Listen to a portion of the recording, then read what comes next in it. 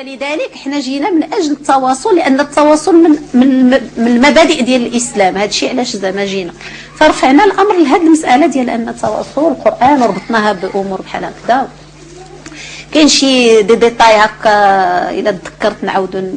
هذا سولونا لان نحطوا الخمور، وكان عندنا جوج الحلول. اما ناخذوا الحديث هكا لعن الله كذا كذا ونوضوا، اما جينا الهدف التواصل الى اخره. فاذا ومن بعد هادشي ما داز هو عبثا، هادشي حتى هو كان اختبار وسولونا واش حرام ولا ماشي حرام. اذا نوقفوا عند هذا لان بغى يبقى الامر مبتور، اللهم نوقفوا عليه. واش حرام ولا ماشي حرام؟ قلت لا حرام، لا النبي ناهي ولا. قالت لي ايوا.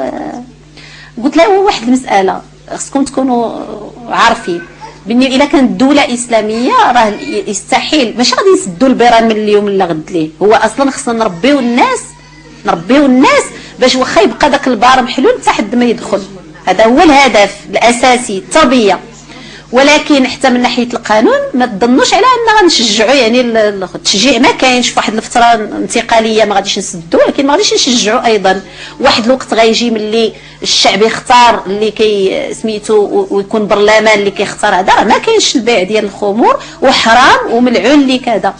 لا غير حنا من واحد الباب ان النبي صلى الله عليه وسلم في ذاك الوقت ملي حرم خاصه على هذاك اللي كيجلس مع لكل الكلام النبي صلى الله عليه وسلم جا في اطار تربوي في واحد الاطار معين.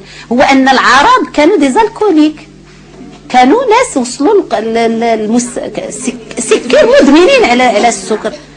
ملي كنشوفوا داك قريش الى اخره كنلقاو على ان كان عندهم السكر بحال كيشربوا فعاود كيشربوا الماء تيشربوا، وهذا الشيء كيولد ادمان. وكتعرفوا الان الادمان باش يبرى منه الانسان خصو علاج وسوفغاج ومشكله.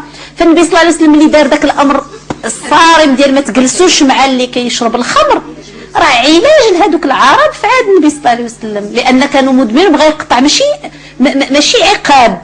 هذاك اللعنه غير واحد الحفظ من انك تعاود ترجع الخمر والى اخره باش يحفظهم من نفسهم. اما حنا ملي وزناها كاينه دعوه انتم في بلادكم ودبروا راسكم، انتم كتشربوا بينا ولا بلا بينا، وحنا ماشي مدمنين على الخمر، واخا نجلسوا معاكم ونستغفروا الله من بعد السلام. قلنا لهم هكا زعما ما بغيناش نفرضوا. قلنا حنا عندنا واحد الهدف اللي هو ملي كنرتبوا الاولويه ندعيوكم في بلادكم، واخا نجلسوا معاكم زعما ملي تجيو عندنا هذيك هضره اخرى زعما ما غاديش نحطوا لكم وعلى كل حال كيسولوا على هذه الامور حتى هي وكذا، وتارهم هذا الامر بزاف. فهذا هو القراءه ديال اللي خصنا نديروا الان. هذا هو الاجتهاد ديال المسلم، ما خصو شيء داك. كان بامكاننا ندخلوا نلقاو الخمر السلام عليكم ما عندناش تلبيه الطياره باش نرجعوا، يعني معليش نرجعوا على رجلينا ماشي مشكل. وفي الحق ماشي هذا الشيء اللي حكمنا، الرزق هو الله سبحانه وتعالى. ولكن من باب التبليغ واحد القوم اللي هو في واحد الظرف معين في القرن 21 في الجامعه فما. وقالت المرأة الإسلام الناس تاع الإسلام فاش سمع هذا الأمر هذا قال لهم هذه عين الحكمة، عين الحكمة. والمهم كتقول ناجيه على ان ملي عاودنا هادشي الوالد قال لي هذه من الحكمه، هذه عين الحكمه.